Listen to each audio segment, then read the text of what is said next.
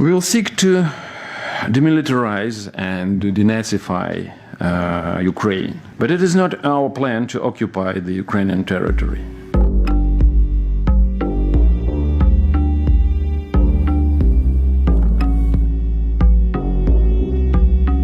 The main purpose of this operation is to protect people of Donetsk and Lugansk People's Republics, who for 80 years have been facing humiliation and genocide perpetrated by the Kiev regime. By the way, this genocide and this humiliation have been completely ignored by the United States, by the NATO member states, by the Western states who are now trying to sharply criticize Russia. We will seek to demilitarize and denazify Ukraine. The Nazification of this country has gone very far.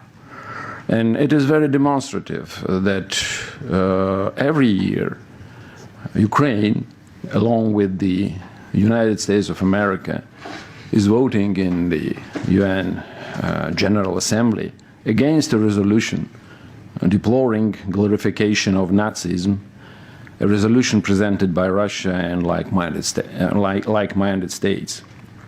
Now in Ukraine, unfortunately, they glorify not the heroes who liberated Europe from Nazism, but Nazis' collaborationists. But it is not our plan to occupy the Ukrainian territory.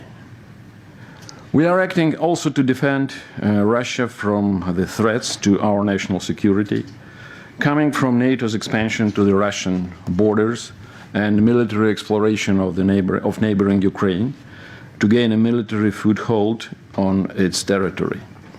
The problem is that in territories close to Russia, a hostile anti-Russia was taking shape. More to this, recently the Kiev regime started hinting at a possibility of obtaining nuclear weapons in cruel violation of the NPT. We act in accordance with the Article 51 of the United Nations Charter, with the permission of Russia's Federation Council, the upper house of our parliament, and in execution of the treaties of friendship and mutual assistance with Donetsk and Lugansk People's Republics. We presented to the United States and the NATO several fundamental proposals on ensuring European security, on legally binding guarantees of security in Europe. Regretfully, these proposals were ignored. Our repeated messages to Kiev and its Western handlers about the need to stop the violence and genocide in Donbass and to implement the Minsk package of measures have fallen on deaf ears. Because for them, the people of Ukraine and the people of Donetsk and Lugansk are just bargaining chip. Even after Russia recognized the independence of these republics, the shelling on their soil by the Ukrainian armed forces not only didn't stop, but even intensified. Given these circumstances, a forced decision, as President Putin underscored yesterday, was made to conduct a special military operation designed to stop the tragedy in Ukraine, which began after an illegal regime change in Kiev as a result of a violent coup in February 2014. At the same time, we hope that there is still a chance to return to international law and international commitments. As we take measures announced by the President to ensure the security of our country and of the Russian people, we will always be ready for dialogue that will return us to justice and to the principles of the UN Charter. the basis of our policy is not to damage the interests of Ukrainian people.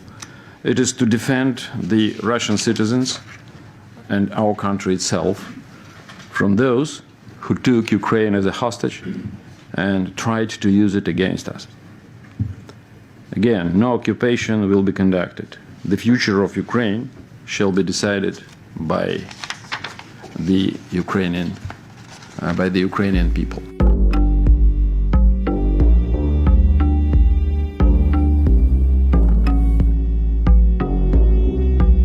The purpose set by the United States with regard to the sanctions against Russia is actually not related to Ukraine or to any other concrete international issue. It is related to the US strategy to weaken Russia, as President Biden has just said while announcing sanctions or before announcing sanctions, the current package of sanctions.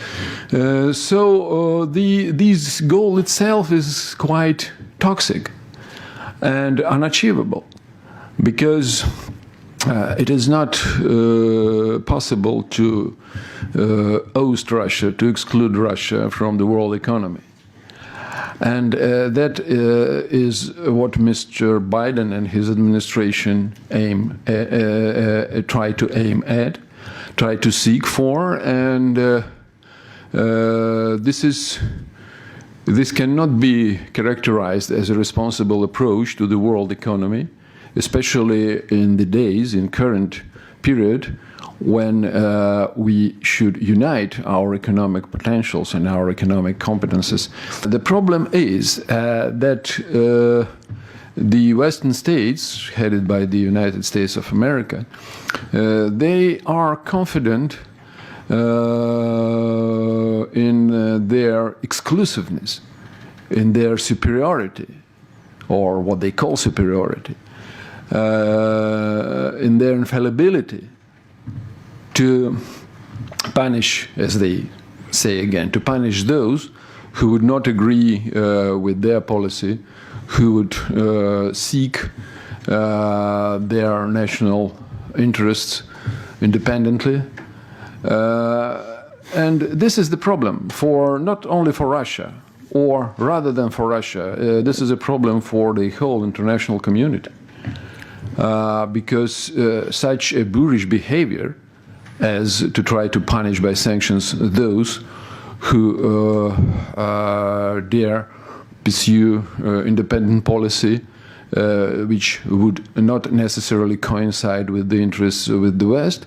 This kind of behavior, this kind of international behavior is irresponsible and is very dangerous,